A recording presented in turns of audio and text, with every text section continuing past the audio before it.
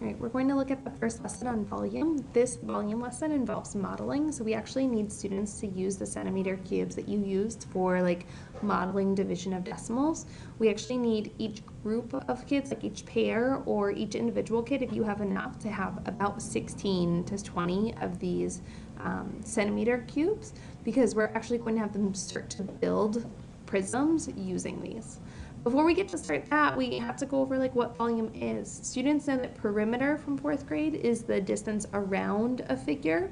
They know that area is the amount that covers the inside. And so like in 4th grade, they modeled like a 4x3 rectangle, and then they drew in the like square units on the inside and counted that there would be 12 of them.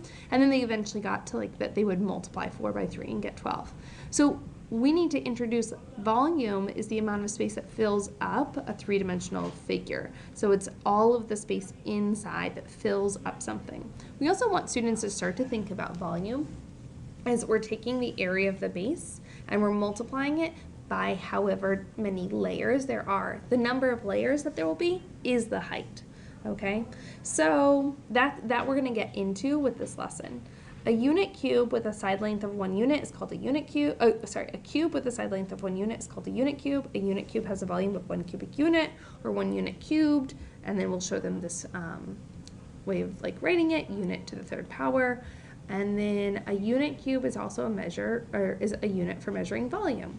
And so here we can see that this is 1 unit cube. If I put 2 together, this rectangular prism has 2 unit cubes of volume, or 2 cubic units. And then here we have 2 layers of 2, and so we end up with 4, and you can actually even count these 4.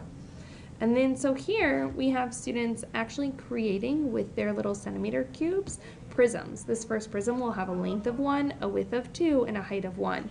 And so we can actually have them count. Well, there are 2 cubic units, and so my volume is 2 cubic centimeters. We also then would have, I wonder, I can't really scroll down here. That's a bummer. Then we would have them do a 2x2 with only 1 height, like 1 layer of the height. Then we would have a 3x2, and here we actually see like the 2 layers.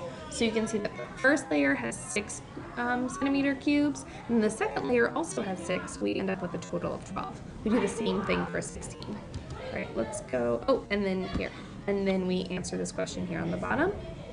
And then the next one, we actually like start to see, like if I break this apart into 4 layers, how much will the first layer have? How much will like 2, if I put 2 layers together, 3 layers, and then 4 layers? So we can start to get this idea of like, well, I find the area of this first layer, and then I'm going to be multiplying it times however many layers I have. Right, so like the first one we start with is length times width, or like that I have a 3x2, the height is 1, and then that means I can count that I have 6 cubes. Then I have 2 layers, right? So if I have 2 layers, my length and my width stay the same, but now my height is 2, and I can see that I have 12 cubes in all. If I have 3 layers, my length and my width stay the same, 3 and 2, but now I have 3 layers, and so I can see that I have 18 cubes in all, and we can actually count them. And then we have students practice. This guided practice is actually really meant to be done in pairs. Please make sure that students are doing that. This is still more of like an exploratory lesson, right? And so like, we need to do these in pairs, have students talk about this work, actually have them like write out in complete sentences their answers here, and then go over the right answers.